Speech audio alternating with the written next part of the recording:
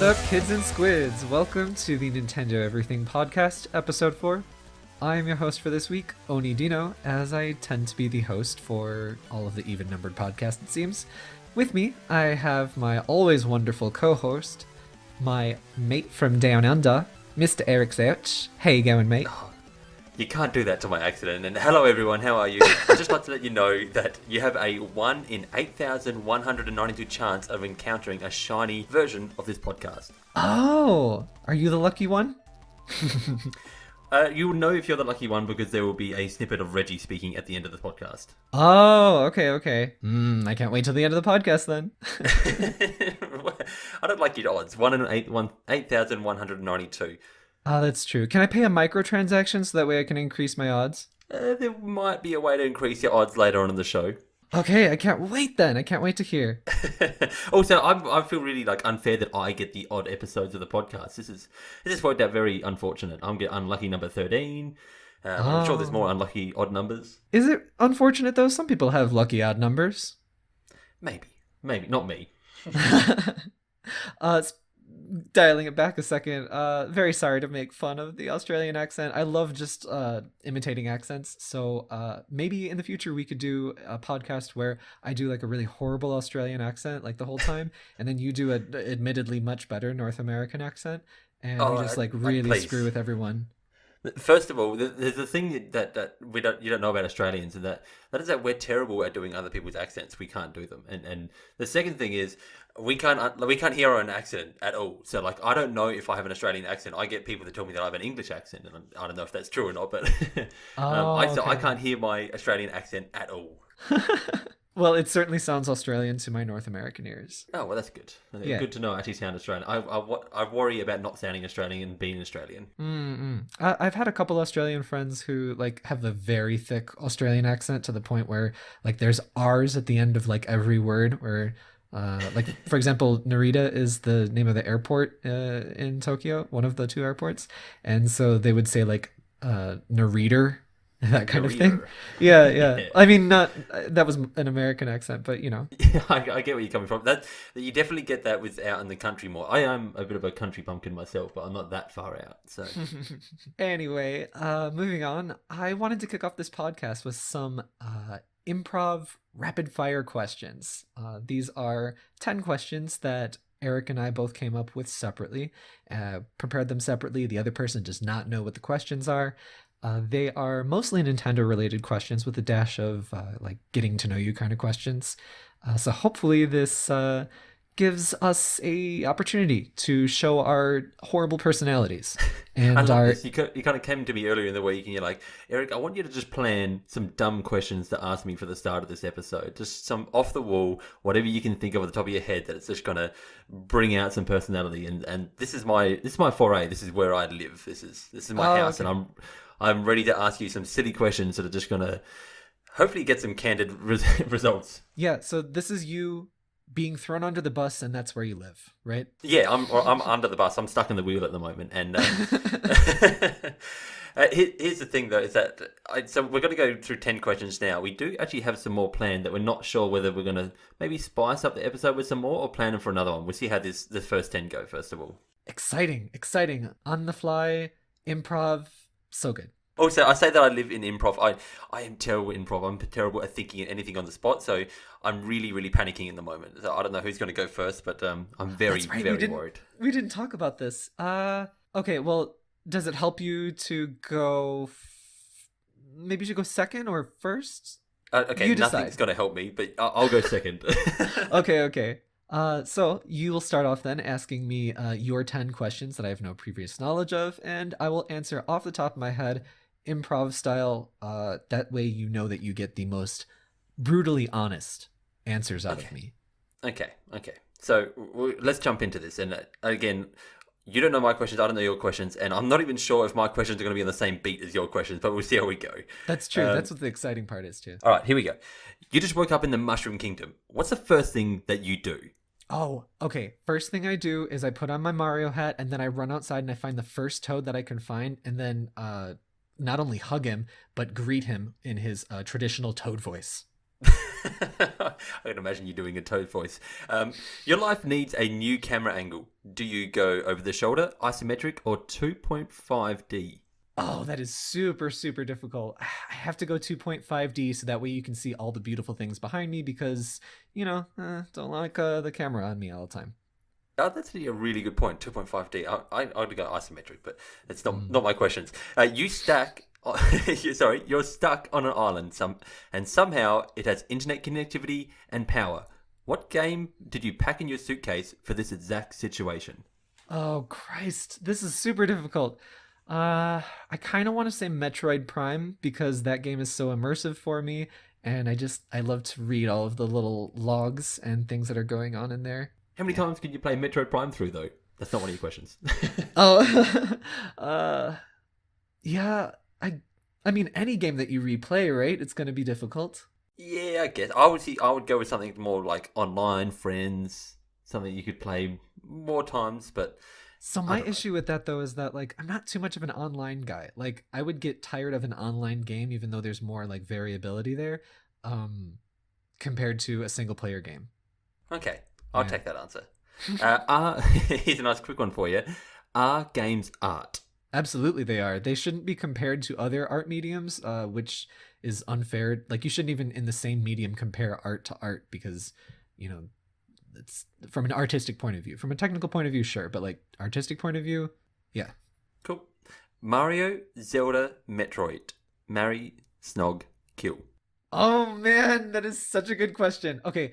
Just to clarify, we are talking about the franchises Mario, Zelda, Metroid, and not the characters. Oh, that changes my answer entirely then. If you're going to marry a Metroid, I'm wondering what's going on. No, I was going to snog a Metroid. Okay, so I would marry Metroid.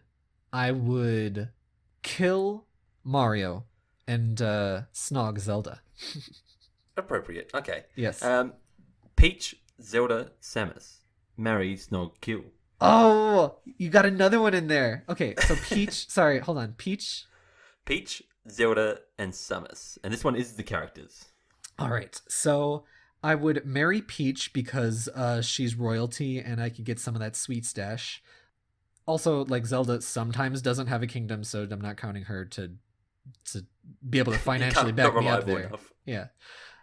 I would attempt to kill Samus because I think that would be a really exciting fight and I think that she would totally kill me, which is there's some sexual tension right there. And then I would snog Zelda. Okay. Welcome to the dark timeline. Nintendo was defeated by Sega and no longer exists. Do you still game? Do I still game? I do. I do still game. I had a really good gaming career with the PlayStation and the PlayStation 2. And, maybe even the whatever came after the Dreamcast. But I am currently super disenfranchised with modern gaming, and I only find slight respite in indie games. Are you currently in New Game or New Game Plus mode? Oh, jeez. I'm still in New Game, man. Like, I'm still figuring things out. Yeah, still in my first playthrough for sure. Like, I'm still figuring things out. I don't know what's going on. Looking forward to that new Game Plus mode though, that's for sure. That's when you get the real kicker. You get to keep all your content. It's going to be great. Yeah. Current levels. 99 potions. You found a time machine and can send one console and one game back in time to age 10 Oni. What game and console do you send? Oh, like a modern one? Oh, anything. You can send anything from this current day backwards back to Oni at age 10. Okay. Let's see. I think it would be the Switch because it would blow my freaking mind. Like, it would blow my mind that this little tablet thing, like, because of course we didn't have tablets when I was 10, that it's playing all of these awesome games and like it goes into a TV. It would be a technical marvel for me at 10. It would, like, you think about it, back then, what did you have? Like an Etch-a-Sketch? It's like, how does this Etch-a-Sketch actually, like, have moving pictures on it? I don't understand what's going on. I mean, I did have an Etch-a-Sketch, but I'm not that old. That's not, like, particularly of my time. You didn't just play, like, Ball and Cup or something like that at your age, or? Yeah, we played Kick the Stick. All right, remove 3 characters from Smash Brothers. Oh my god, I can't even remember all the characters in Smash Ultimate, dude. I had the same problem when I was thinking of the question. I'm like, who? I just have to mention the first 3 characters that I can think of. So I would remove Lucina. I would remove. Don't just do all Fire Emblem. Don't be that guy. Oh yeah, I mean I totally could though, right? Because there's so many Fire Emblem reps. But I would. There still would be too many Fire Emblems in there. Yeah. You'd have to give me a like remove 5 kind of thing. So okay, Lucina, and I do like her, but removing. I would remove. This is difficult to say because Smash Ultimate, right? I normally would say I'd remove Samus, considering how she was in Smash 4, because she was garbage, like OG Samus, not Zero Suit. There was a lot of problems with her. She didn't get buffed enough, and yeah. And then, God, do I want to say Yoshi for some reason? Why do I want to say Yoshi? I love Yoshi. I don't know why you want, like, maybe because you got stuck in the egg too many times when, like, someone spits you off the edge. That's super freaking true. Oh man, you get stuck in that thing, you just stay there, and it's not only like just awful because you can't move, it's humiliating. Wait, did you not say Rob? You left Rob in there. Oh Jesus, what's wrong with me? You know why I left him in there? I forgot, because I just hate thinking about him. Well, that's all 10 of your questions, which I can't believe that's 10. Like, I really want to go for the next 10 here, but we better not. We better jump onto your questions. Okay. It's very interesting, those questions that you gave me, and we'll discuss why as soon as mine are over. So, are you ready? No. But go. We're going anyway. Here we go. Question number 1. Favorite salad dressing? Oh, geez. Let's just go mayonnaise, because I'm just that guy. I don't know. Mayonnaise on salad? What? Well, I don't like. See, I have to think of a sandwich. Who has salad? Let's go with some sort of vinaigrette. What's a good vinaigrette? No, you said mayonnaise. You said mayonnaise, and it's out there now. No, I'm changing my answer. I don't know what came over me. All right, this is very quick. I told you I'm bad with improv. And Question number two. Question number 2. What's that Japanese sushi seasoning that people use? That's great. Wasabi? Maybe. No, that's the hot stuff. But maybe I like hot stuff. Next question 2. This is going wonderfully. Question number 2. Favorite Nintendo controller of all time? GameCube. That's super easy. GameCube. Oh, okay. Regardless of difficulty or skill, what would you want your next cosplay / costume to be? Ooh, this is a really, really good question. And it's something that like almost requires some thought. I would like to be Captain Onuma. I reckon Captain Onuma would be really fun. Oh, that's cool. That would be really cool. Little Pikmin aside, yeah. Yeah. Oh yeah. You have to find some like super small friends or something like that can dress up as the Pikmin, and then like I'll just make his big nice little dome helmet and everything. I reckon that'd be cool. Yes. Next question. Favorite Mario sports game? Oh god, like why did I instantly jump to in my head like Mario and Sonic at the Olympics? Because it's probably not my favorite Mario sports game at all. My favorite Mario sports game would be the Strikers. Let's go with that. Strikers. Yeah. Good choice. Favorite TV show? Oh god, again, really bad question because I don't really watch much TV. But if we're going to go with favorite TV show, there was a fantasy one that was based around these characters in fairy tales, and Once Upon a Time. That's it. Let's go with that. Okay. Thank you for insulting my question, by the way. Sorry. If Kirby absorbed you, what power would he get? Oh, if he got absorbed me, the power of answering questions really awkwardly and stalling for time. Nice. What do you think is the familial relationship between the Koopalings and Bowser Jr.? The relationship between the Koopalings and Bowser Jr. The family relationship. Yeah, as in like, are they family or not? I reckon they're cousins, but they just never state it. They literally like they're part of the family. They're a relative, but they're not like Bowser's children or anything like Bowser Jr. is. Oh, okay. So now this is why your questions were interesting. Peach, Daisy, Rosalina. Bang, kill, marry. Go. What? Peach, Daisy, and Rosalina. Yes. Okay. Well, I feel like Rosalina would be almost the most interesting because she'd like take me around space. I get to explore space and like all those awesome planets. So I think that would definitely be my. What were your 3 options? First of all, bang, something, and something. Bang, kill, marry. Okay, let's go with. We're gonna marry Rosalina, and then we got Peach and Daisy left. Mm-hmm. Okay, yeah, we're definitely killing Daisy. She never deserved to exist in the first place. Oh, come on. And You don't want to hear her say, "Hi, I'm Daisy," all the time. oh my god, What just if you hearing you married her say and it. you woke up next to her every single time and you were like, "Oh, good morning," and she would be like, "Hi, I'm Daisy." Oh my god, that is like the.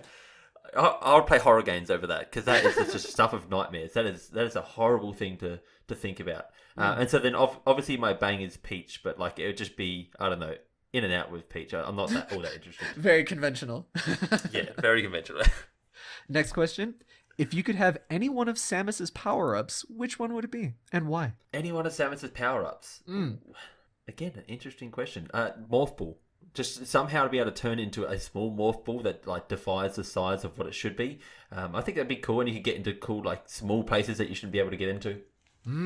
Get into some trouble.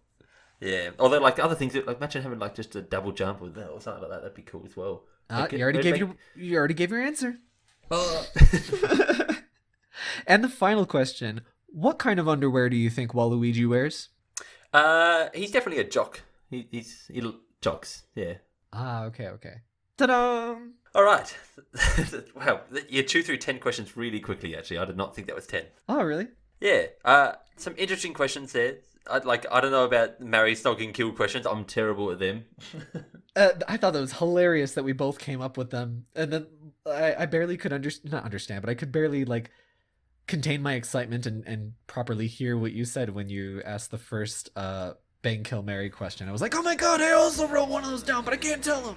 That's funny what you were so excited about. Yes.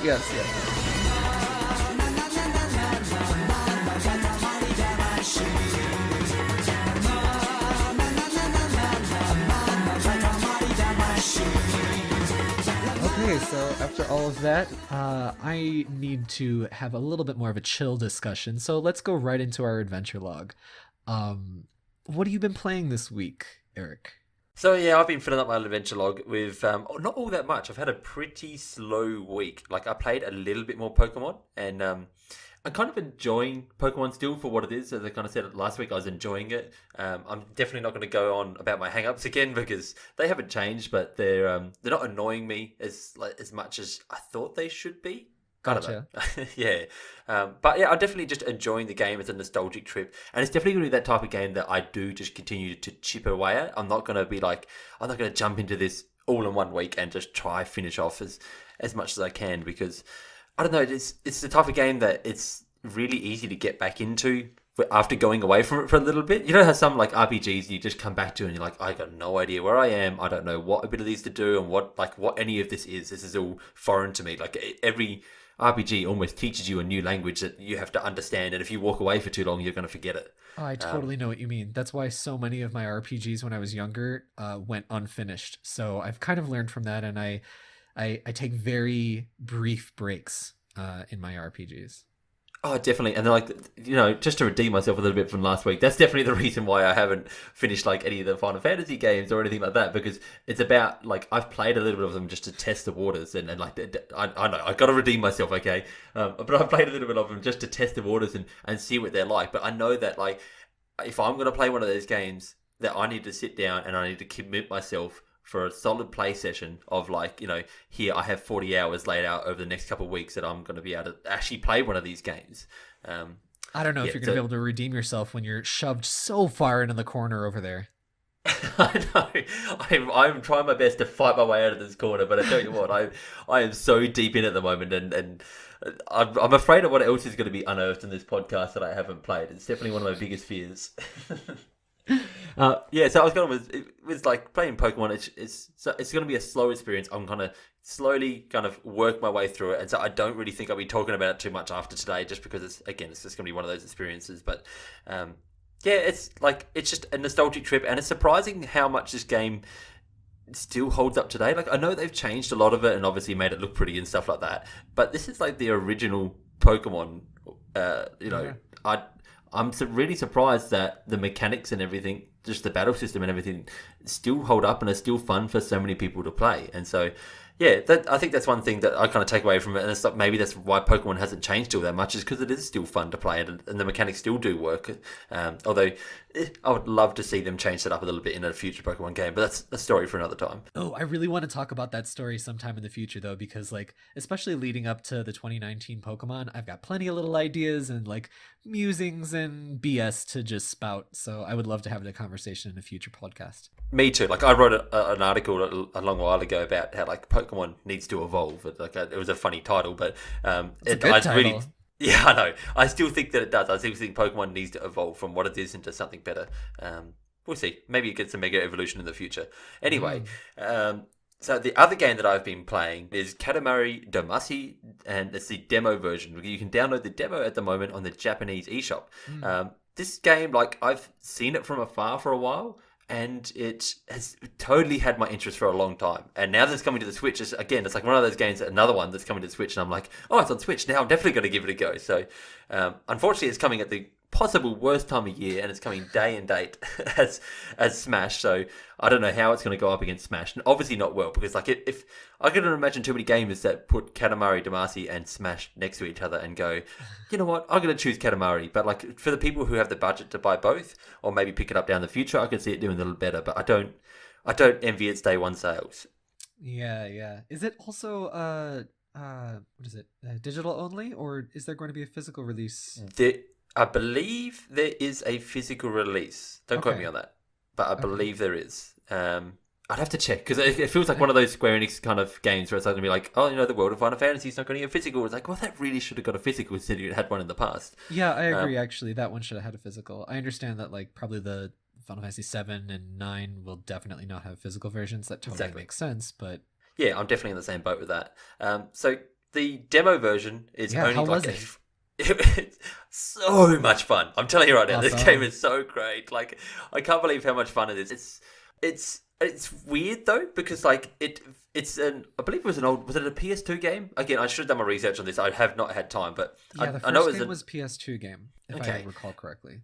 Yeah, I think so as well. Like it's type of that game. I just haven't had enough time to do a couple more bits of research on this, but I'm gonna do a video later in the week, plug, about this game, because I had so much fun that I feel like it deserves a video and it deserves a little bit of attention. So perhaps I'll find out a few more of those details then. Anyway, so this is an old game that's going to come back, and it still feels like that. It kind of has that old, I don't know, this is a tanky PS2 game kind of feel to it. But it's still got heaps of charm, and obviously looks really good on the Switch as well. So like that doesn't bother me at all. It kind of looks like I don't know, like the Untitled Goose Game, but with a slightly more range of colors and detail to it. So I enjoy that kind of not plain. Again, I hate using that word. Why do I use that word so often, Oni? Plain. But yeah, I do. I use it way too often. But it has this kind of simple kind of color palette to it.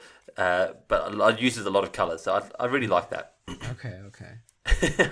I'm not selling it.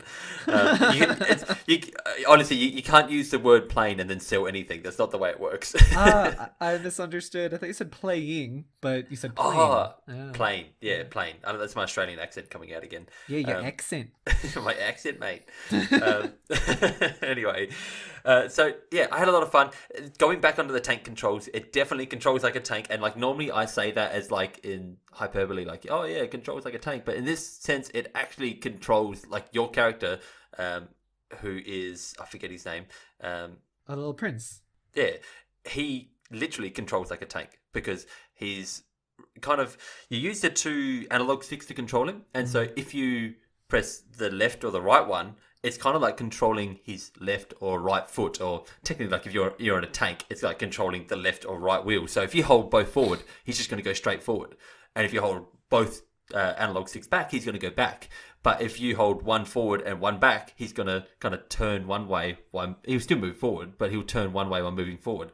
And then the opposite for the opposite way. And so it takes a lot of getting used to. In fact, like if you look at me when I first actually start up the demo footage, I'm literally just on the spot, turning on the spot, wondering why I'm not moving. Like you'd expect, like just to, like in any other kind of third person game like this, you would grab the left stick and control the character, and the right stick would control the camera. But it's not like that at all.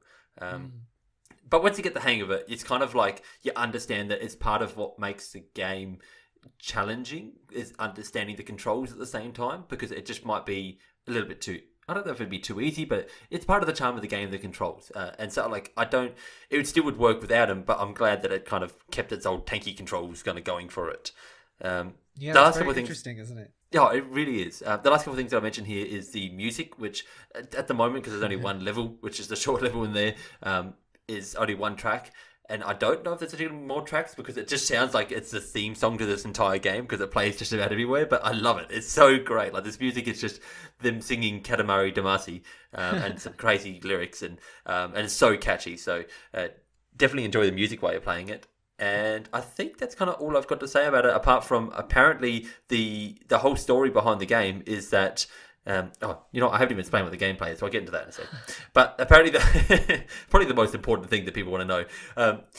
But apparently, the King of Cosmos, which you see in a cutscene at the start here, got really hammered one night, and he wiped out the universe and all its stars, and so all that's left is the Earth and you on it. And he summons you to kind of make stars again by rolling up all the kind of crap that you can find on Earth into big balls, and then he would throw them into the sky and create a star out of it. And so that's like really, really strange. And anyway, I wanted to explain the gameplay because I didn't talk about that at all. But it's basically you're just, as I said, using those tank controls to roll around a big ball that is called a Katamari, as I learned from you today. And you're rolling around this big ball to as you like roll over smaller objects, because at the start your ball's only a certain size, so you obviously if you roll into a big object you're just going to bump off of it, but as you kind of roll around you're going to pick up objects that are smaller to it, will stick to the ball and the ball will get bigger and bigger.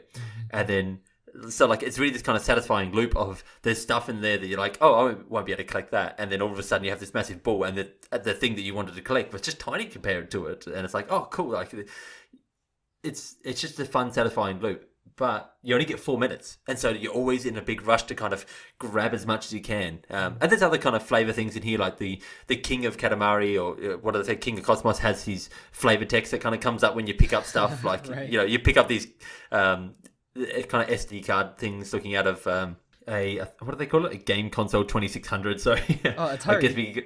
I guess you can kind of guess what they were implying with that. Yeah.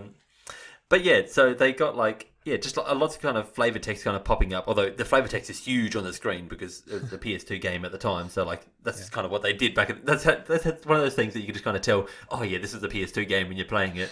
But yeah, like it's all really cool and all really fun and unique, and it has those same type of over the top Japanese fun vibes that something like that Drum and Fun game. What was that called? Had Taiko Drum Master. Taiko Drum Master. Yeah. There you go. It has that same type of feel of like, this is just over the top Japanese fun and I love it. Yeah, it's very bizarre, right? I really have always loved the aesthetic of Katamari.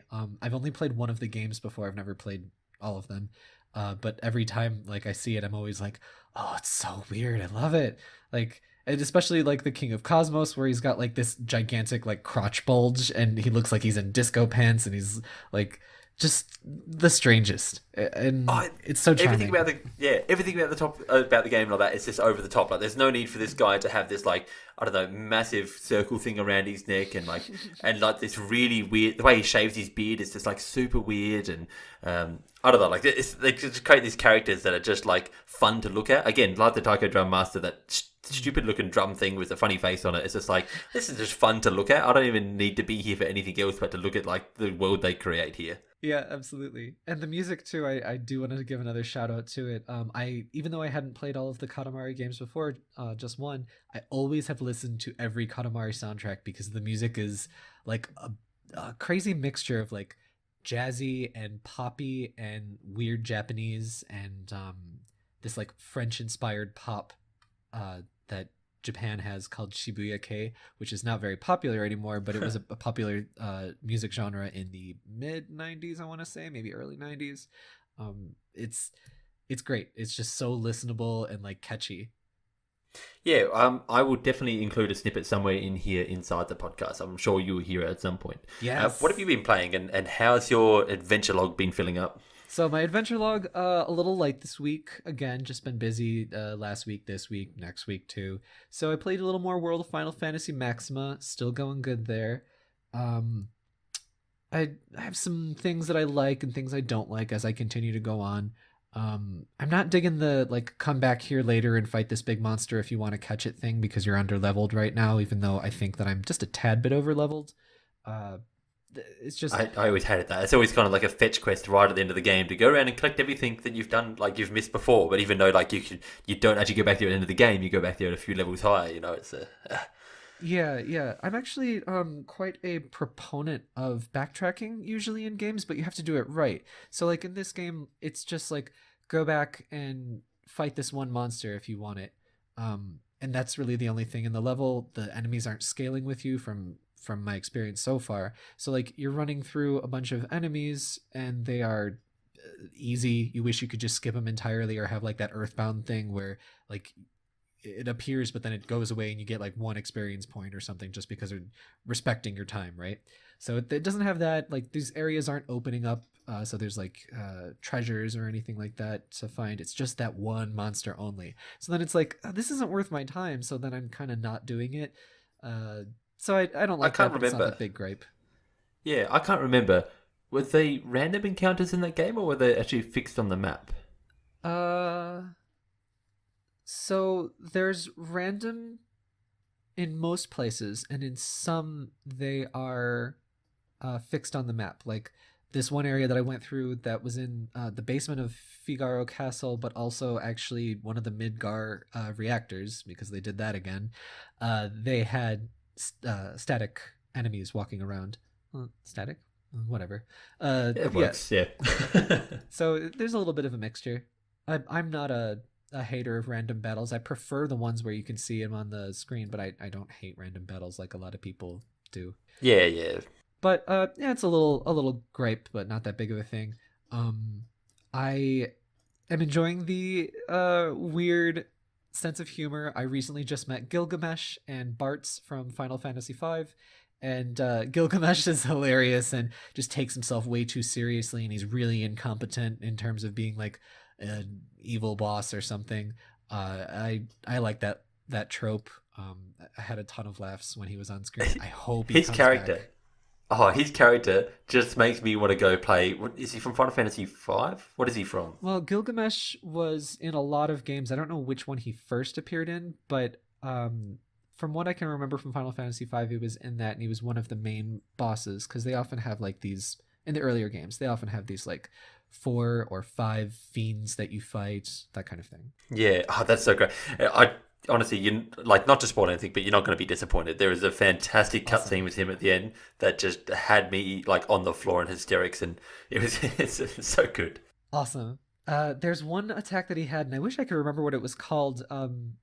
Uh, but he does like the super special animation. Then these 2 swords fall on the ground, and he like chooses between one sword or the other. And one sword is like a really crappy like false sword, and then the other one is probably a really strong one. He never hit me with that one, but it was really good wordplay. I forgot what it was, but he picks up the false sword, and then it gives you like the title of the attack at the top, and then he hits you and it does like no damage or like 1 point of damage or something. But like in the meantime, like he's all serious and he's like, yeah, I'm gonna get you, like that kind of It's feeling. just like this is my final move. This is it. You're over. You know, there's no coming back from this. And like even I think the move is called something that's just like the final death blow or something. Like, something stupid like overly powered move. Yeah. And it does do a lot of damage if it hits you, but it's so funny when it doesn't. Okay, yeah. So I've only not been hit by it. He keeps whiffing, and I just love that. It's just little tiny moments of pure joy, pure video game joy, which is why I play video games. So I'm really liking that.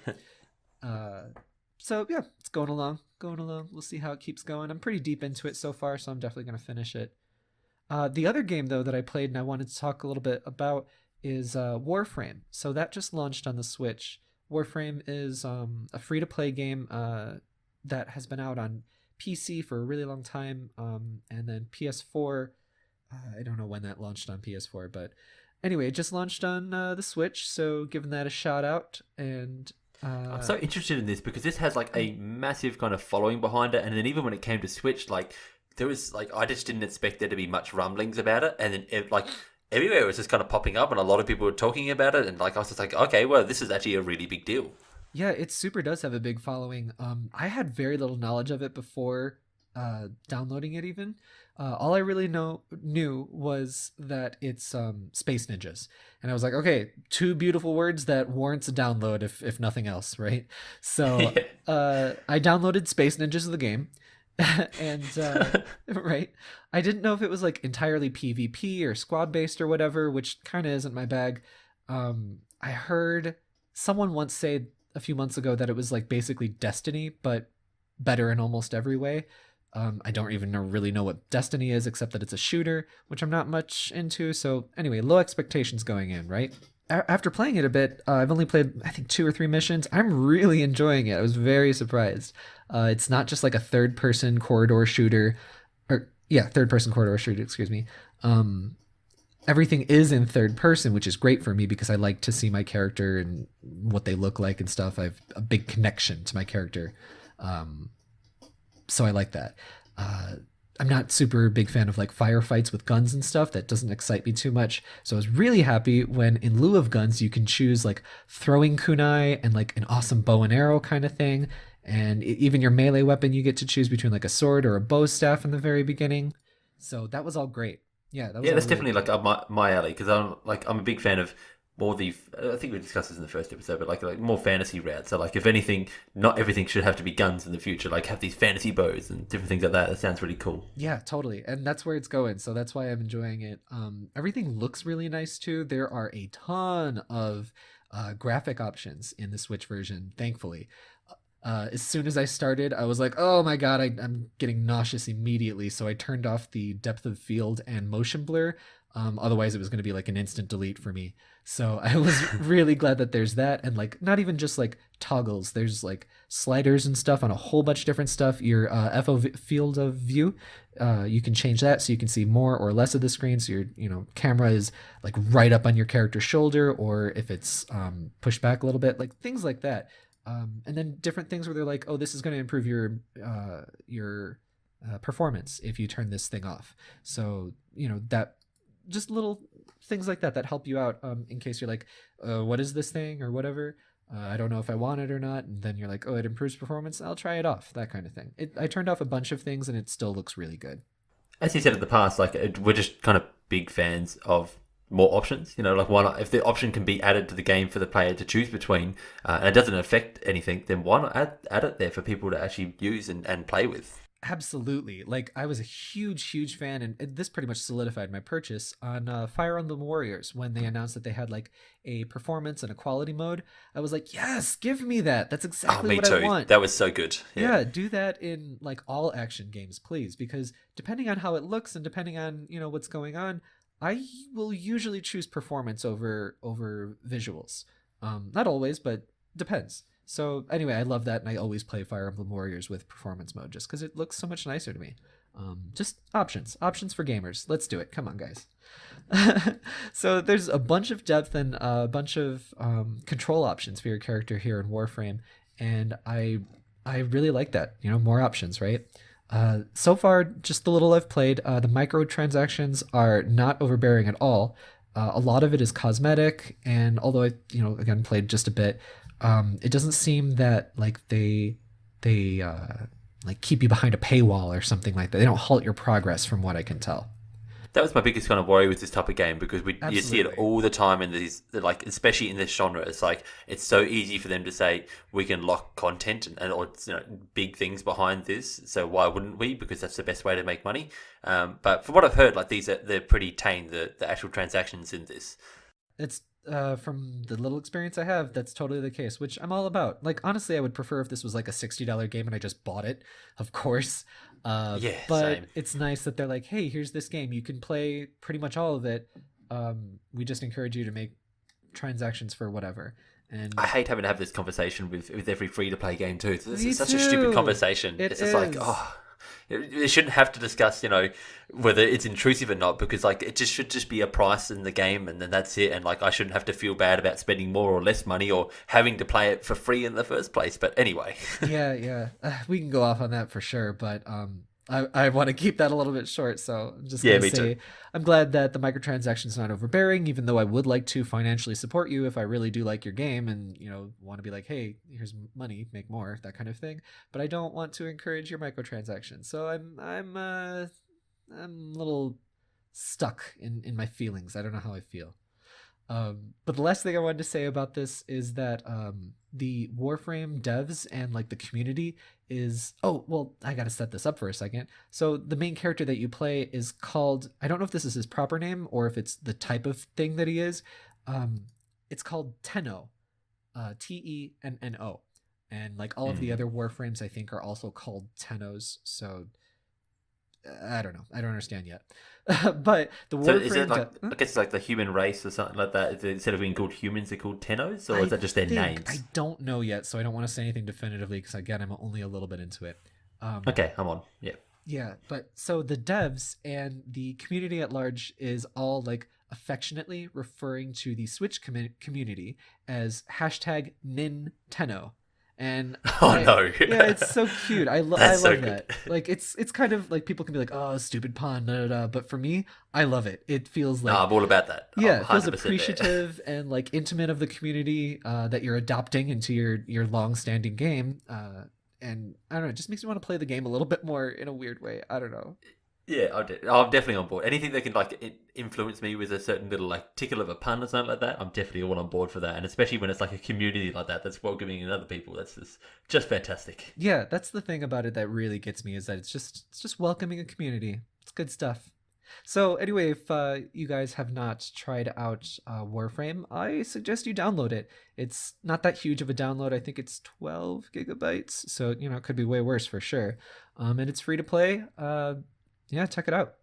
Yeah, it's definitely got me on the fence because it's just a free to play game at the moment, and I'm just not sure how much more Pokemon want to put in, and Smash is so soon, so I'm wondering what I use to bridge this gap. So it's in the maybe pile for me. Yeah. Meanwhile, I'm also drowning in like those little cards and the little Switch carts. I've got so many backlogged games to play. I know. Yeah, it's up to like my shoulders. If it gets up any higher, I'm gonna have to start tasting them. You haven't tried a Switch card yet, have you? No, but I heard it tastes like earwax. Okay, that sounds horrible. I haven't tried one myself, but I can imagine how bad it tastes because I have that nail biting stuff that stops you from biting your nails because I have a terrible habit that I've tried my entire life to get rid of, and it's a horrible habit. But so I have that nail polish biting stuff, and it's like cactus extract, and it just tastes like utter, horribleness. And it's like the weird thing is that I don't know how potent it is on that, but the stuff that I've had, it's so strong and so potent that it will stay with you for like over 24 hours if you actually try it. Like just if you just had a little bit on you, you will be able to taste that forever, and it'll just ruin meals. So like you just do not want to touch it. Oh my god, that sounds awful. Yeah, it ruins meals. It really is. It's the type of thing like you'll just like go to sleep if you've done it at like before, and then you go to sleep and you wake up the next morning, you're like, I can taste it. Why? Don't lick your Switch carts, kids. No, stay away from them. Get 'em! 走った曲がったそこら中駆け巡ってみた We definitely need a name for our news segment at some point. Because, we do. I love the adventure log, but we definitely need a name for the news, and we're still open to anyone who wants to put in suggestions for what we're going to call the mail yet. We're still thinking about that one as well. We haven't forgotten about you. Yeah, send us an email, you cowards. Okay, let's not insult the community. That's true. Sometimes people respond to that. We'll see. We'll see. They like a little bit of razzing up every now and then. Yeah. So the first bit of news that I want to talk about, just for a tad bit, just because I have a vested interest in this, is Travis Strikes Again, No More Heroes. That is the Switch exclusive. That is like I don't know if it's a direct spin-off or what to say. It's not a direct sequel, but it's like an alternate path of the No More Heroes series. It was officially announced, the physical edition, and it has incredibly awesome box art. And it does. Yeah, right. And then in the physical edition, there is a season pass included in the physical version, which is very interesting and peculiar. Plus, the game is only $40 USD, and it launches in January. I think mid-January, January 18th or something, worldwide. Oh, is that soon? Yeah, really soon. The season pass, so far we know, includes a new playable character, a new stage and new scenario. So it just seems like more stuff coming later, and I'm really surprised that this is turning out to be a really awesome package with a pretty decent amount of content, especially for that cheap price. I'm a big fan of this. Yeah, I do have actually a question for you because, like, I'm interested to know more about this. But, like, what's your history? Because it sounds like you have a history with the No More Heroes franchise. Well, I mean, I don't have like any super secret or special. How deep were you in? I love it because it's just that pure fun of video games. It's pure fun, in similar ways to like how Mario and Zelda are, where you're having so much fun the whole moment, but it's for different reasons. So like, No More Heroes is a very like bloody, raunchy, lewd game, and it's just over the top and aware of itself, but not in that like super pretentious like I'm super smug about being aware of what I'm doing kind of feeling. It's just it hits all the right notes on so many levels, and plus there's all these crazy like wrestling moves in it, and I can't really say much more than that. So I'm looking forward to this, even though the gameplay is different than the mainline series. Yeah, I was going to say, does that worry you at all? Because you're such a big fan of the mainline series. Like, just speaking on a personal level, I loved the trailer. Like, I watched that trailer, I was like, I'm on board for this game. And then I watched some of the gameplay, and I was just like, oh, it kind of just looks like a hack and slash. I'm all there for the dialogue, but the gameplay itself doesn't look that enticing to me. What about yourself? Is this too big a departure? Or do you think you'll be able to get into it? So I have a couple of thoughts about this. One is that I am into hack and slash games. I like Warriors titles. They're pure, like mindless fun. It turns my brain off. It helps me relax to slay thousands of enemies. That's relaxing to me. So I'm cool with that. I know that it is a spin-off title, as they said. It's not like the third game. So I am cool with them doing something slightly different. I do wish it were a bit more in depth, but at the same time, I haven't played it yet, so I don't know. Yeah, I'm ready. Just show me what you got. Show me what you got, Grasshopper. That's the developer. That wasn't like a Mulan reference. No, yeah, I was gonna say, like, what? Yeah. What are you referencing there with the grasshopper? Grasshopper, actually I want to mention that too, is that they're of course developing this game and they're self-publishing, but Nintendo is in charge of distributing the physical version. So that's also an interesting point too. That is interesting. And the other thing is the season pass that you mentioned. Yeah. Is this just for the physical version? So I think that it is a bit unclear so far. Yeah, that's what I thought. I think that they're just trying to. This is speculation, of course. Just trying to say there's more content coming post-release, and it's going to be free, more or less. So I'm thinking that it's probably going to come with the digital version, because I don't know why they would want to decentivize people from getting the digital version over the physical, because physical costs the publisher and the distributor more money, of course. So yeah, we don't know the answer to that yet, but that's what I'm thinking. Yeah, that's what I'm thinking as well. Like, I mean, it could be one of those situations where they charge more for the physical, and this is the way they kind of justify that, because like most other developers just charge more for the physical. That's just the way it is. Like but some of them like to include a small bit of DLC or something to say, you know, this is the reason that we charge the extra $10, even though it's like, oh, really, we have to make the money back on the Switch card itself. Yeah, that is interesting way of thinking about it too, because we've seen such inconsistencies in the short Switch lifetime, where some games would release on the eShop and physically for $40 or something like that, even though that game is usually $20 on other platforms. And then a little bit later in the life cycle, we've seen some games release at like $20 or whatever, and then the physical version released for more expensive. So like there clearly isn't like this rule that the price has to be in parity, like we initially thought. Like maybe it was like that before, but not now. I can think off the top of my head, Undertale is, if I remember, $15-ish in the US eShop, but then at the stores you could buy a physical version and it's I think 25, maybe $30. See, I didn't know you could get a physical Undertale. That's interesting.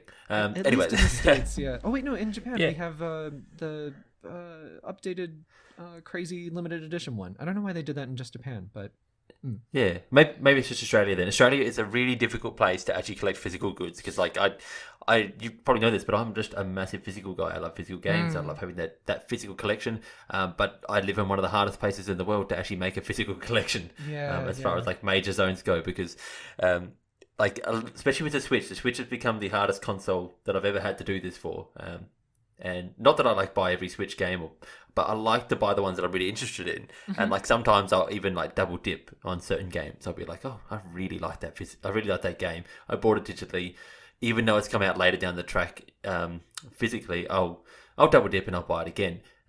But I'm kind of having to draw a line now because it's getting really out of hand. So like, it really is. Like just as a quick example here, what game was it? There is a certain Battle Chef Brigade. I love that game. That was close to my game of the year last year. Like I just adore that game. And then this year is getting a physical release. Now, obviously, it's understandable with indies that like their physical releases come later because they can't always. It's really hard for them to plan how well something's going to sell, whether they can even justify it, whether they're going to sell the amount of physical units they need to, because like unless they can even sell a certain amount of units in the first place, it's just not worth it to them. Anyway, totally understand. But this is getting a physical release now, and the price for the game in the Australian eShop, like not even discounted, I'd have to double check, but it'd be something like $25 or $30. And the price to buy it in a physical version is something like, God, I really should have done my research, but I'm just going off the top of my head because I didn't plan to talk about this. But it's something like $40 or $45. But in the end, I think I worked it out to be a 70. By the time it gets to Australia, it's 70 Australian. So it's like a $30 game that you could have got discounted much cheaper before. And I think you probably can now. I think it's actually on the sale. But you're going to pay $70 to get a physical version of it. And you've already bought it once, which means that it's like $100 game, and it's just like, oh, no, I can't justify that type of money to get the physical versions anymore, even for games that I love.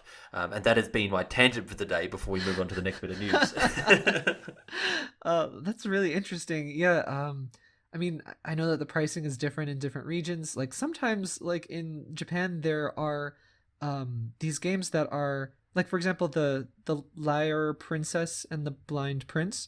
That game is like somewhere around, I want to say $70 US after converted from yen to dollars in Japan. It's going to be releasing in America, and it's going to be releasing at $40 US. So there's these weird pricing disparities happening in all these different regions, and it's hard to keep up with. I will quickly mention that the biggest thing that I forgot, kind of glossed over there, is that living in Australia is the postage. So like even if Battle Chef Brigade was like a $35 game, we pay $15 American postage, which then adds up to a $50 game. And then by the time conversion comes around, that's when it gets super expensive. But moot point. Moving on. So speaking of disparities, a little blurb that I wanted to talk about that this news came out just after we recorded the podcast last week is Dead or Alive, Extreme Beach Volleyball 3 Scarlet Pervert Edition is coming to the Switch and the PS4. The disparity being that the Switch is going to have, the Switch version is going to have some items that the PS4 version is not going to have. Further solidifying my very strongly held belief that all of the creepy anime sex perverts are migrating from the PS Vita over to the Switch. It's true. It's 100% true. That's just what is happening. Also, did you want a second to like swallow that mouthful of a title that you just had to say? It's terrible. Yeah, actually, I don't even know if that's the real title. It's way too much happening, so that's why I decided to throw Pervert Edition at the end, because it super is. Yeah, it is. In the Switch version, you get a golden fan that blows wind at the girls, and you can get like upskirt shots. There's HD rumble to feel the skin more realistically. There's a jet black fan that causes bikini malfunctions, and the best of them all, a super duper sex deviant cream called the softening gel that you put on the girls' breasts that makes them jiggle more. It's out of hand. I'm losing it here. I know, it's totally nuts. It's like, but anyway, the PS4 version does not have these items. The weird thing about this, and the reason that I bring it up, is that the PS4 version, the original release, the vanilla release of this game, had these items before, but now like the updated release is not going to have these items. Clearly something happened at Sony where somebody was like, okay, this is a new measure, or this is a new line that we're drawing in the sand about what. But like it still has like. Yeah, but it still has like stuff in there. Like it still has its own exclusive VR mode called Paradise Mode. Oh yeah, it's still disgusting. It's full of garbage, man. It's entirely for all of those creepy sex perverts, and Yeah, just congratulations, because the Switch is your new home. In addition to the friggin' Senran Kagura, Gotta Pet My Women video game. Uh, do you remember that one that came out like Yeah, maybe a year ago? yeah, That was just, yeah. terrible. Was it like? Does that mean? I don't know. All I can think of is Project Rubbed or something now. Anyway, but like this is just super weird news because it's not the type of thing that like in my head, in my head canon where I'm like Sony is this company and Nintendo is this company. I think that Sony would be like the one to let anything on there, and that Nintendo would be the one like, all right, we're in full lockdown, nobody talks to anyone, that type of mode. But it's just like in reality, this game is just and Sony's new rules about this is just the complete opposite of what I'm thinking it just should be. Yeah, it's like that's where everybody is at, I think, on this, and that's why it's so baffling. And like this game, believe me, not super for me. I don't know where I really stand on it. I think it's gross. That's my only real opinion about it. But it's not that I think that like, oh, you should or you shouldn't have it, or I should have decision or whatever. I just think it's gross and it's not for me.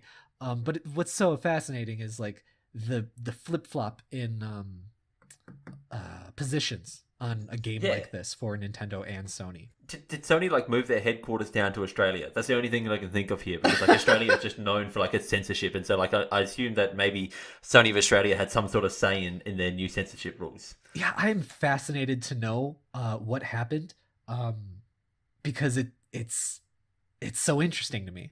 It'll of course never happen. I was listening to a podcast last week where they did mention something about this, and they were like, whether Sony says something or doesn't say something, they're looking bad. So the less of two evils basically is to just not say anything, give zero clarity about the situation at all. So I think that's where we're at right now. But it's freaking wild, man. I don't know.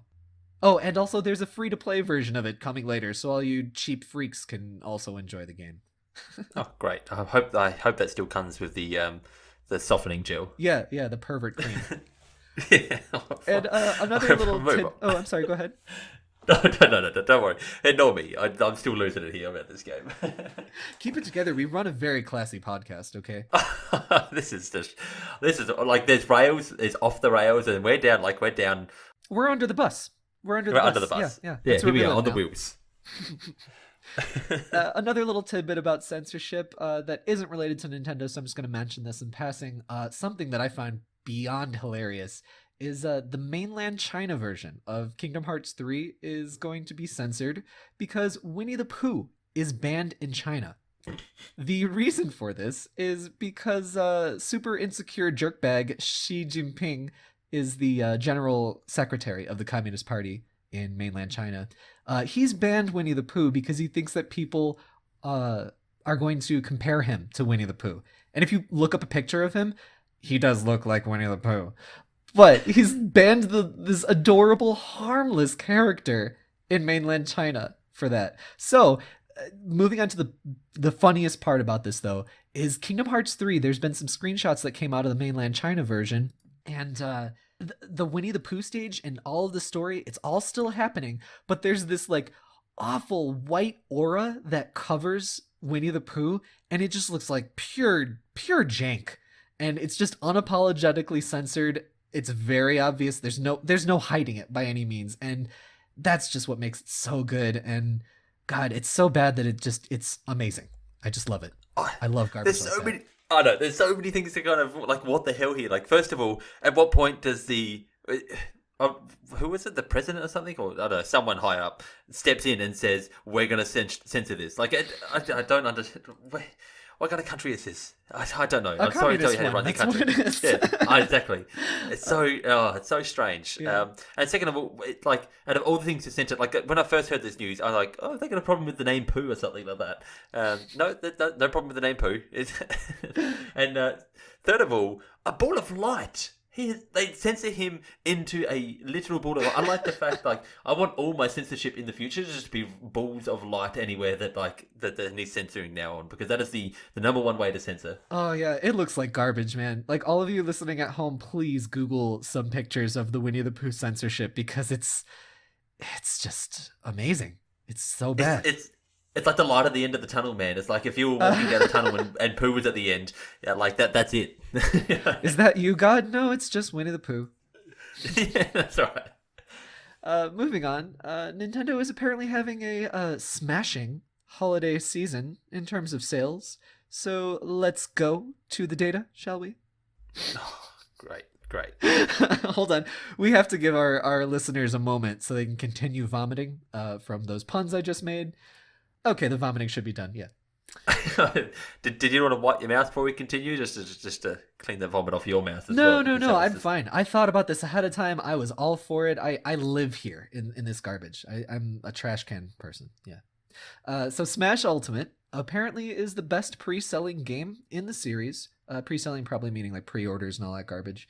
And it's also the best pre-selling Switch game yet. No figures have been given, but considering the other bit of data here that I'm about to mention, we can kind of ballpark it. Pokemon Let's Go, both the Pikachu and Eevee edition, sold 3 million copies worldwide in just 3 days. So we can kind of safely assume that Smash will do similar, if not better, figures. In terms of both of these games, but specifically Pokemon, are these surprising sales figures for you, or is this to be expected? No. This is to be this is great. This is great. I'm so glad they sold 3 million units. They did really well. It's to be expected. It's Pokemon. Like Pokemon is like one of Nintendo's biggest selling franchises anywhere in the first place. I understand the Switch is expensive and the install base is not as big, but Pokemon was always going to sell gangbuster numbers. It was going to do big, and it's going to continue to do big. This is like another one of like I love this word, evergreen titles that Nintendo loves. So it's just gonna it's going to be big. It's going to continue to do big numbers, and it's going to continue to sell into the future and continue to sell systems. So it's great for Nintendo, it's great for Pokemon, but it's certainly not something that's like has my jaw hitting the floor at the moment. It's my jaw's still intact. Yeah, that's true. I find it like within the realm of reason, but on the surprising end of realm of reason, if that makes sense. Yeah, I'm happy because I like when I hear any video game selling a ton, like when Spider-Man PS4 sold a ton. I was like, yes, please support good well-developed video games. It's good for the industry. I'm so happy for this. Yeah. So I love when I hear something like this selling crazy. But what I wanted to say though about Pokemon is because it's a spin-off title, right? And it's got some different gameplay mechanics to it, which you obviously know because you've been playing it like crazy. It's got a really weird public opinion because like when you go on forums or you go on a YouTube comment, which by the way, don't read YouTube comments. Don't make the same mistakes as I have. It's received a lot of hate from whining babies and adults with the emotional capacity of children pre-launch. And then also there's been some review sites like Metacritic where, there's like the professional score and the user score where they're getting like review bombed, which I guess is a word. Like if you go to Metacritic, it's in the 80s on the professional score, and then the reviewer score I think is like maybe a 6 or something like that. And when you look at like the breakdown of like, okay, the good, the medium, and the bad reviews, like there's a ton of good reviews, which you always get that, like people overhyping the game. Then there's a ton of bad reviews, almost equal as the good reviews, and it's like that's not real data. You know what I mean? That's emotional data right there in a handbag. Exactly. So it's so weird, and I'm glad to hear that it did well. I didn't think that it was going to do poorly or anything, but I'm glad that it's doing well despite like a very vocal minority of just children, not even in age, just in emotional capacity, whining about this game. In a way though, like just going back on what you touched on before, I almost kind of think that, well, I think when we talked about this last episode, we talked about the game wasn't really like, who is it for? Is it for anyone? Yeah. So... which in a weird way, like, it's like, well, why does it sell so well if it like this is not really targeting one audience? But in a second way that maybe I didn't even think about, maybe it's kind of targeting everyone. Like it's still a mainline Pokemon game not in what a sense, but like in the fact that it's still doing the battle system, it's still going through the gym leaders, it's still a callback to an old Pokemon, and so it's kind of targeting the core audience with that, but then it's also targeting a new audience. So in one way it's not for anyone, but in another way it's kind of for everyone. Yeah, and so like Pokemon Red Mage. Exactly. It's definitely casting but black and white magic here. Yeah, but not high level skills, just the medium no ones. no all low levels, which is I guess that maybe why it's just a surprise that it sold so well, because like we didn't expect it to kind of sell as well as Blizzard. We were just kind of expecting Blizzard. There you are. That's the perfect one. Yeah. And like the reverse, the review bombing that you were talking about. I hate that. I hate that people have the opportunity to even do that in the first place. Don't review bomb. Don't like seriously like. These sites that actually do the reviews in the first place have some sort of integrity to uphold. So it matters what they put as a review score. These people that just go in there and leave reviews by themselves, they have no integrity to uphold. They got nothing to say. Yeah. This is what they did in the past and the future, and that their reviews mean anything. And so like why? Yes, you'll get people who review something and do a really good job, even though they're not working for a site. It's still It's so easy for the review bombing that it doesn't mean anything. Plus, it's so see-through too. Like anybody Exactly. with half a brain can obviously see your review is just like it's not a review. Exactly. Everyone knows that, like, Call of Duty Modern Warfare, it's not my favorite game, and it's not a fantastic game in my merits, but it's not at like a 1 out of 10. Come Yeah, on. exactly. And like on those same notes, something that I found really interesting that I actually posted on Twitter this week is that Final Fantasy 15 Pocket Edition had what's called, what one of my friends on Twitter, Jamie, said, a kind of reverse review bombing. So it actually has like a higher user score. Its user score is 97 out of 100, and while the review is at like 80 out of 100. Which is just kind of amazing. Like when I first heard about that game, I thought like, mobile game, come over to Switch, people are just going to hate this. This is going to be like just absolutely destroyed. But no, it got reverse review bombed apparently, and people love it, and it's got really good scores. So there's that. That's weird though, because I don't like seeing that kind of number too, because then I'm like, who are all these blind fans following this thing? Like, I'm trying to get just a little bit of information Exactly. to know whether it's worth my purchase or something. Like, just give me a little bit of facts. It's still the same thing. It's still the same thing as we talked about the review bombing. Is these people are giving really high reviews, and like I enjoyed. I've only watched Nat play the game, but I really enjoyed watching him play the game, and the game looked good. But it's like it's not that high. It doesn't like it's not on the same level as the Final Fantasy 15 original game. And like don't let that take away from it, but it's not a 97 out of 100. Yeah. On that note, I hate numbers in reviews, scores. I really hate them. Like, everybody always wants to know, like, oh, what would you call it, a number out of 10? And it's like, well, your 7 is different than my 7, kind of thing. Like, some people see a 7 out of 10, they're like, oh, it's a garbage game, don't even buy it. And then, like, others are like, oh no, 7 means that you will definitely like it if you're a fan of the series. You might like it if you're not a fan of the series, like that kind of thing. But it's just as someone who's done reviews in the past, I don't think there's a single reviewer out there who actually likes review scores, the number itself, putting that on the game, because it, like, to any reviewer, it's like, I spend a lot of time playing this game, and then I put a lot of words together to tell you, so you get an informed decision on whether you should purchase it or not. And that number at the end really has no influence on that. It just, that number in the end is simply, I walked away from the game feeling like a 7 out of 10. But, if you're really into RPGs, you might walk away with a 10 out of 10 game here. So yeah, interesting. But yeah, no one likes that review score, and I definitely hate it in this situation. So speaking of something that exists and nobody likes, Aonuma. Breath of the Wild? No. Where are you going with this? No, just joking. Aonuma revealed that the Zelda timeline, specifically Breath of the Wild's placement, he's never going to reveal where Breath of the Wild sits on that Zelda timeline. Good. Shut up, people. I'm so sick. I'm good. This is good. This is good news. I never want to know. I never want this to ever be discussed again. Can we just close the book? Is there like a book that we can close so the internet can't actually talk about the Zelda timeline anymore? I'm so over it. There's the Zeldapedia thing where they revealed the stupid timeline. I bought that. As someone who hates the timeline, I bought the encyclopedia.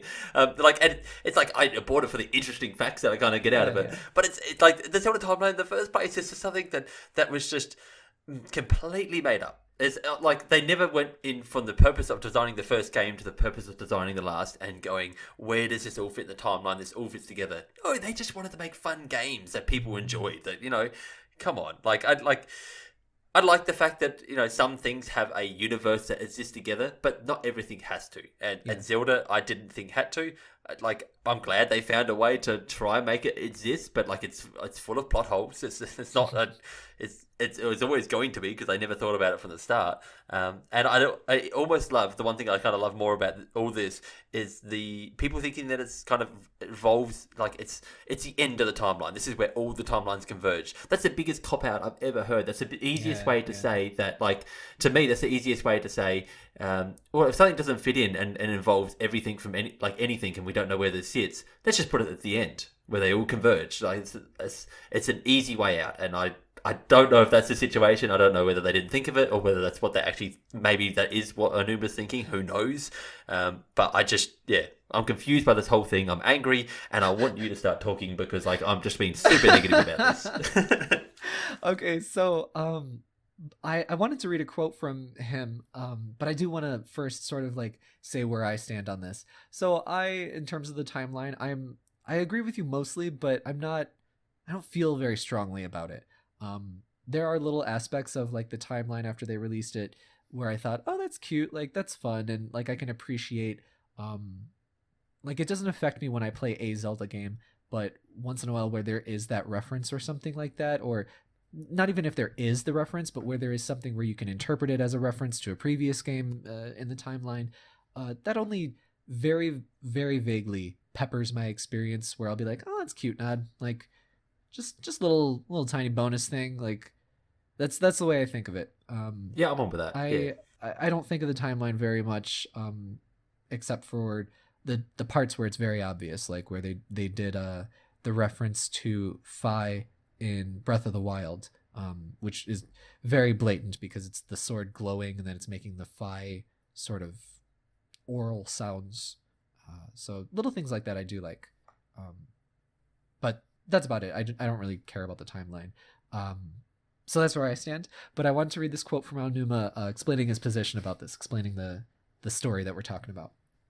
So Aonuma says, "We realized that people were enjoying imagining the story that emerged from the fragmental imagery we were providing. If we defined a restricted timeline, then there would be a definitive story, and it would eliminate the room for imagination, which wouldn't be as fun. We want players to be able to continue having fun imagining this world even after they are finished with the game. So, this time, we decided that we would avoid making clarifications. I hope that everyone can find their own answer in their own way." Yeah, I totally agree with all this, but it's in stark contrast to why they even made a public timeline at all. Because this same thing can be applied, this statement can be applied to every Zelda game, right? So it's weird that they even made one in the first place. I think that they were pushing the whole timeline thing when they were doing the Skyward Sword pre-release, just because that game was very clearly the first game, and they were pushing it as that, and that was part of the marketing appeal, I think. But I mean, this statement now, it just sounds like they're fumbling over their own intentions and maybe even having some regrets.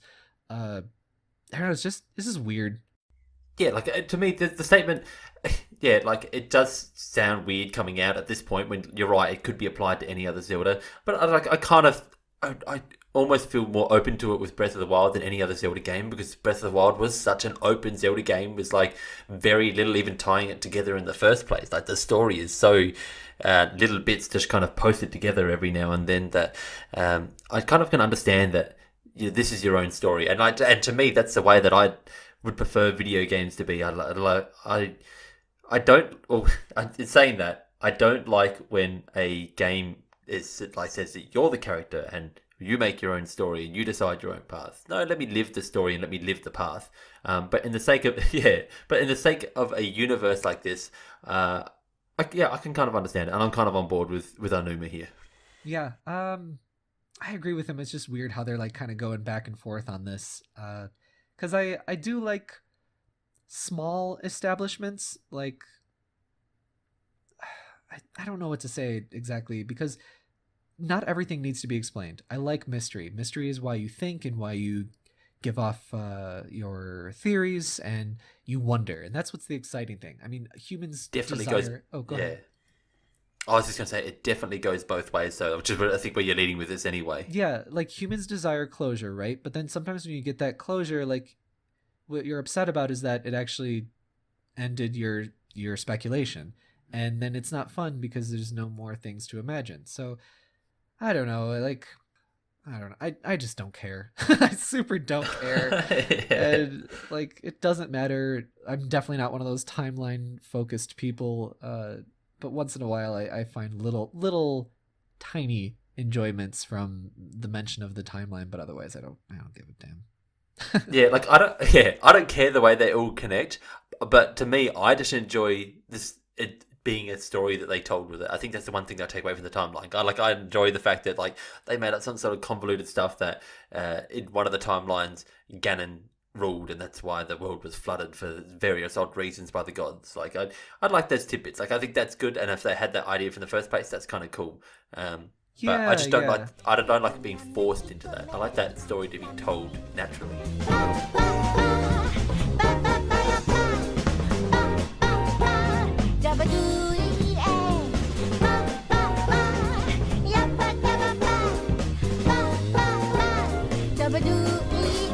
So, we got an email here from our good friend Mobius. Can I call you Mobies? Is that too familiar?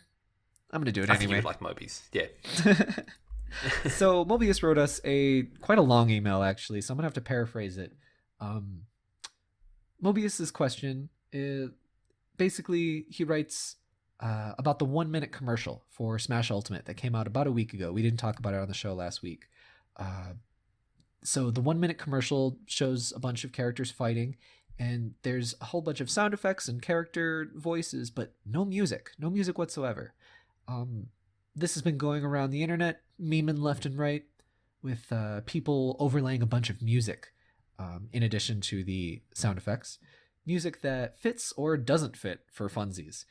And so Mobius asks, was this a marketing decision or not? He thinks that it is, or I should say she. I mean, he or she, sorry. Mobius, I think of, what's that movie? The You don't think it's like The Matrix? There we go, Matrix, there we go. So I would think of a dude. So anyway, Mobius thinks that it perhaps was a marketing decision, and thinks that Nintendo has been more inclusive of this type of user-generated viral marketing in recent years, which is in contrast to their previous behavior years back. So he asks also, do you think we'll be seeing more of this? Thank you, Mobius. Thank you, Mobius. Yeah, interesting question. Do I think we'll see more of this? Actually, I'm going to jump to the other part of the question first. That I didn't even realize that this was like that there wasn't even music in the trailer. Like first time I watched it, Really? I watched the trailer. Yeah, like really strangely. Like I watched the trailer, I really enjoyed it. I walked away, and then like later I hear people talking about there being no music in the trailer. I'm like, oh. Yeah, I guess there was. I guess it was just a trailer. It was like, which you'd think it would be so obvious. Like, it's so, going back and watching it, it's just like, oh yeah, of course there's no music. Like, of course I can't hear anything here.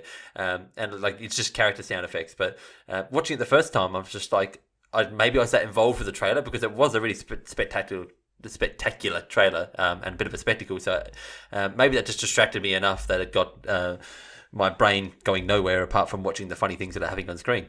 That's interesting because for me, I super noticed that there was no music, and I was like, "What is happening? What's someone doing something?" Yeah, so I guess first of all that means that whatever it was doing, it worked in both ways. Do I think that it was on purpose? I don't know. Sometimes it's really hard to tell with Nintendo what is like. It super is.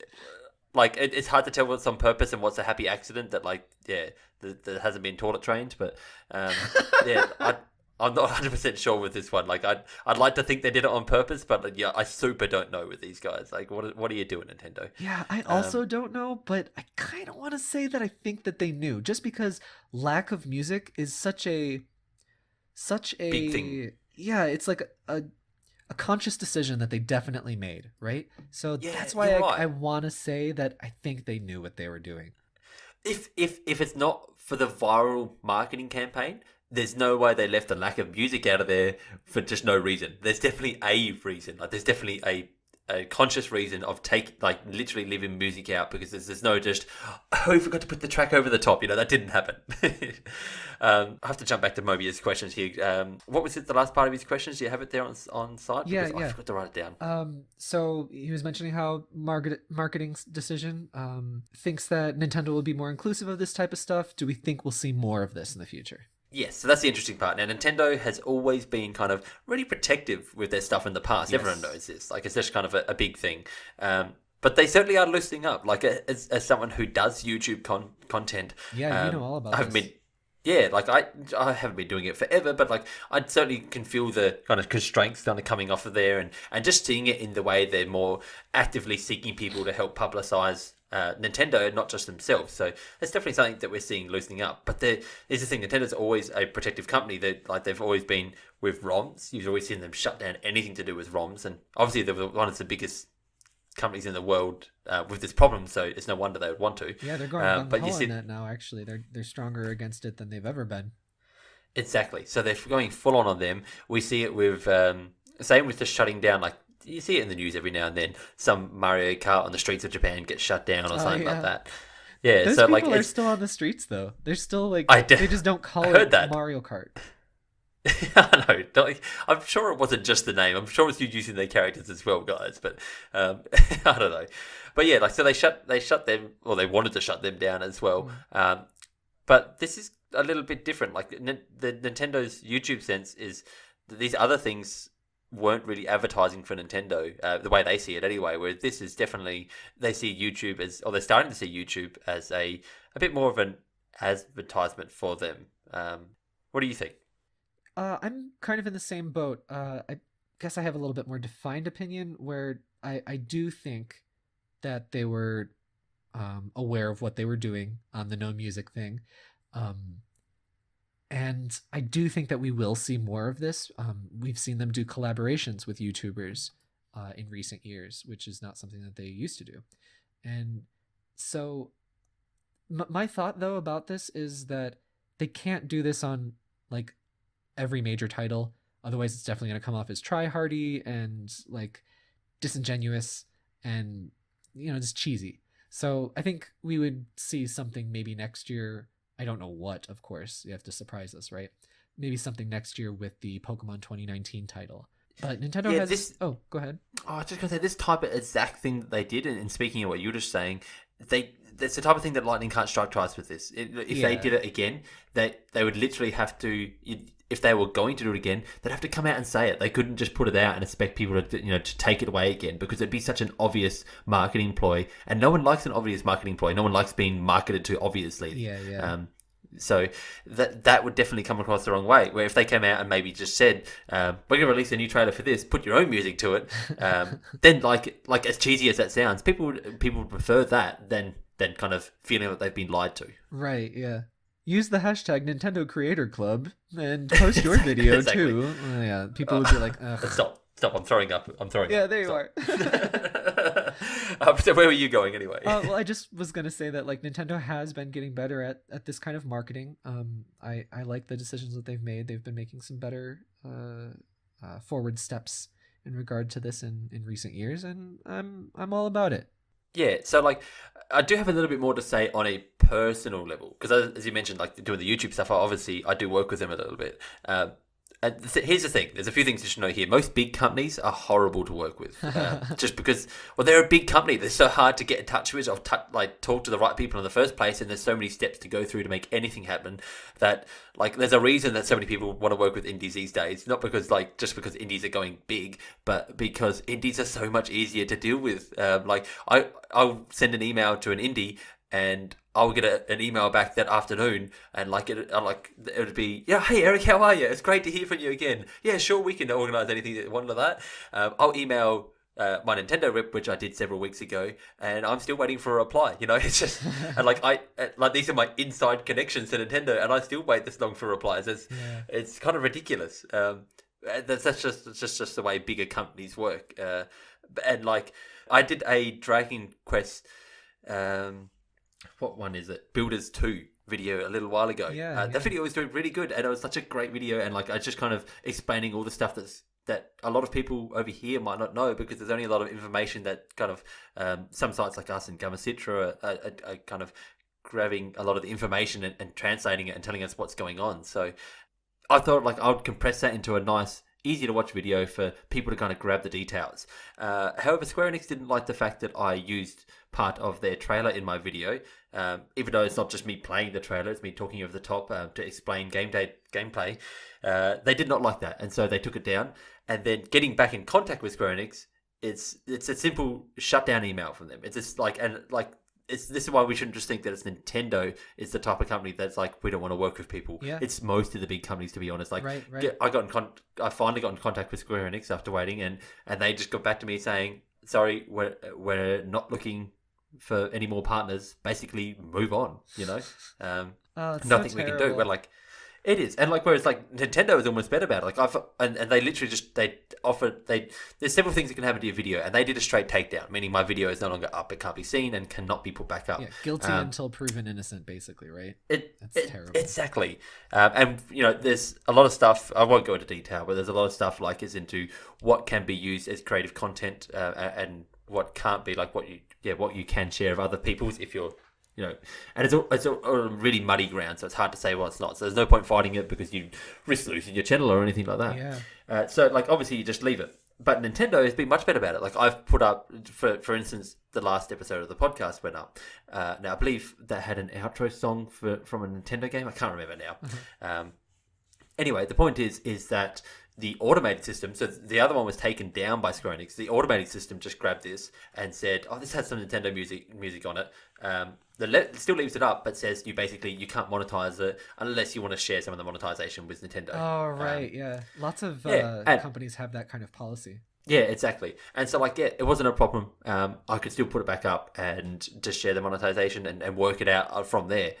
There was no kind of straight takedown. There's nothing like that. And so, like, I almost feel that from the dealings that I've had, and obviously this is a very personal thing, that you can't possibly say this over a wide spectrum of people of who's better to deal with. But I found Nintendo is one of the better companies to deal with. That's interesting. I mean, as being not a content creator on YouTube and just being like a user and viewer of YouTube, my public opinion was that they were like in the average range on the lower end of the spectrum of being easy to work with.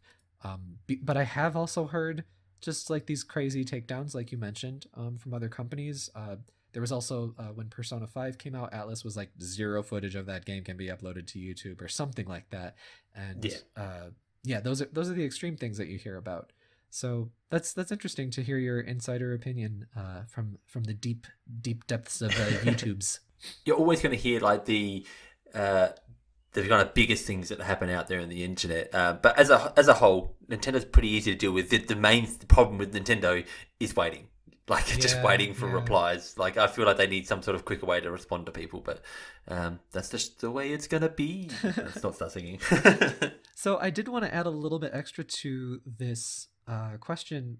The trailers and all of the memes that have been coming out on it. Have you seen any of these trailers? And if you have, like, what are the ones that you like, the fan-created trailers? Oh god, to tell the truth, I only went back and watched 2 because I was like, oh, Mobius asked a question about it. I actually should watch one of these other trailers to see what they're about. So, and I can't even remember. I think one might have been from Queen. Oh yeah, that's the really popular one.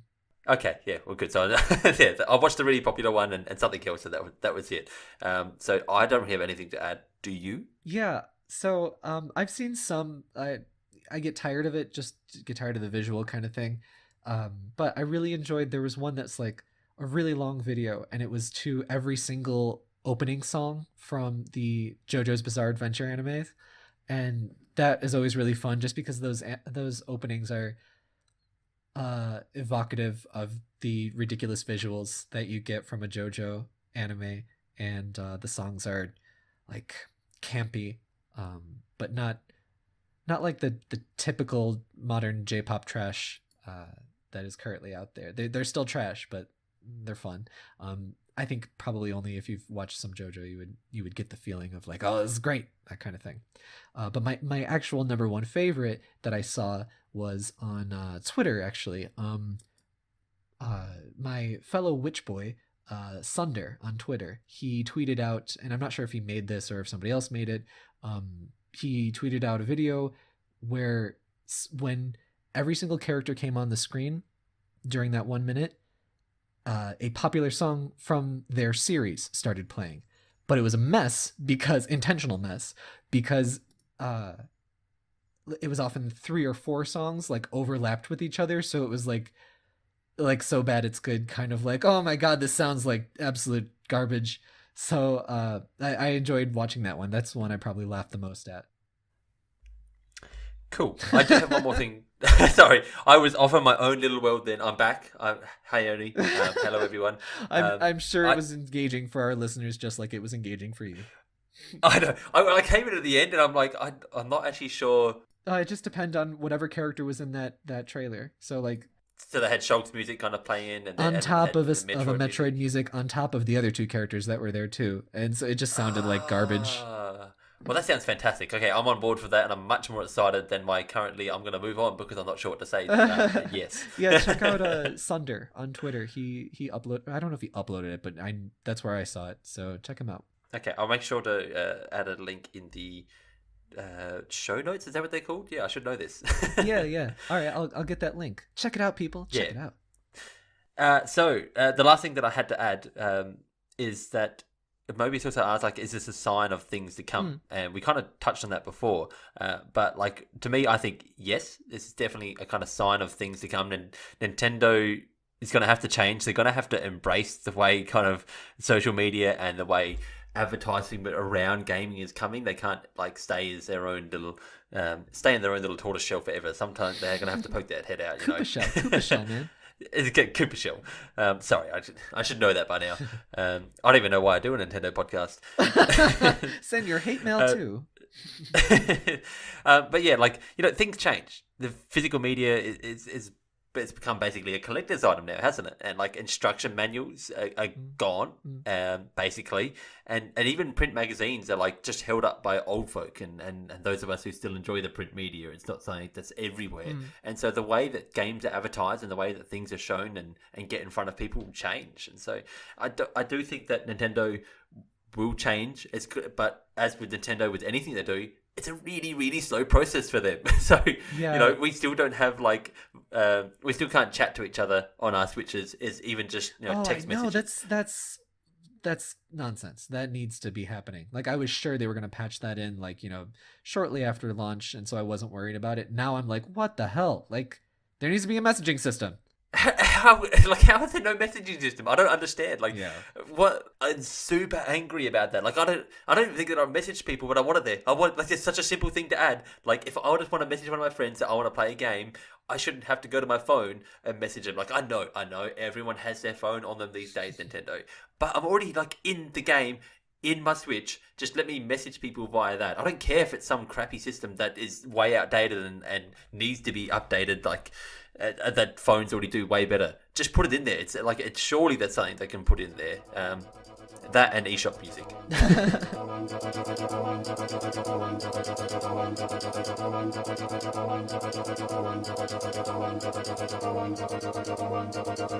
So, if you have an email and you want to send it to Two Fools Who Talk About Nintendo, you can send it to nintendoeverythingpod@gmail.com. What's that email, Eric? That is nintendoeverythingpod@gmail.com, and you can ask questions just like Mobius did about Switch commercials or any other commercials. You know, let's talk about some really old Nintendo commercials. That's what I want to talk about. Nobody has asked me about my traumatic Street Fighter 2 experience. In addition to clearly some video sometime in the future on our YouTube about what is the Nintendo Switch still missing and why are we so angry about it, what else is coming up and what else is coming out on the YouTube and on the website? Okay. So first of all, I'm generally a really happy person. If you see me on YouTube, I'm normally like pretty happy about everything that I do. So don't think that I'm going to be on too many rants. I'm not a generally type of rant person unless I'm here with Oni, and then he brings out the rant to me for some reason. Yeah, I'm usually the more ranty one, but I think that you went on more rants this episode than I did. I'll definitely be dialing that down a bit. But for YouTube, way off track here. For YouTube, I'm just thinking, first of all, as I mentioned earlier Katamari Damacy. I'll be talking a little bit about that. I don't know what yet, whether I'll do something special or I'll just say some thoughts about it. We'll find out as the week goes by. But that's basically all that I have planned from there, and there's going to be more content coming up. And yeah, what are you doing for the week, for the site, for everything? Well, actually, before I go into that, I just wanted to sort of plug the video that you did release not too long ago. I thought it was a great video that you did about the Pokeball Plus and how it works in Pokemon Let's Go. Because I think, like, I haven't been following it too much, but I've been following it a little bit, and I am still like, wait, how do you use it? Like, I kind of know what it does, but like, how is it used as like a full controller and that kind of thing? So I really liked your video that you did. It was a nice brief video. It wasn't clickbaity, that kind of thing. It was full of just good, meaty information. I don't like a lot of the people who do content on YouTube obviously get games early. Now I don't get games early, so it's really hard to kind of think of, because I just don't want to be the same as everyone else out there. I'm gonna think of something on the fly about, what am I gonna do that's gonna be different to everyone else.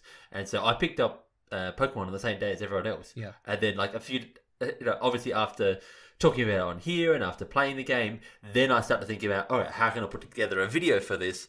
And then like so to me it was like a super dirty. I don't see anyone talking about this new 2-player mode. We both have a Pokeball Plus. Let's just dive into that and tell people how they can do that, and grab whatever details we can out of that and make a video out of it. Because I just don't want to be another person explaining, here's the 7 reasons this Pokemon is the same as the first game. Or Number 6 will make you slap your dad.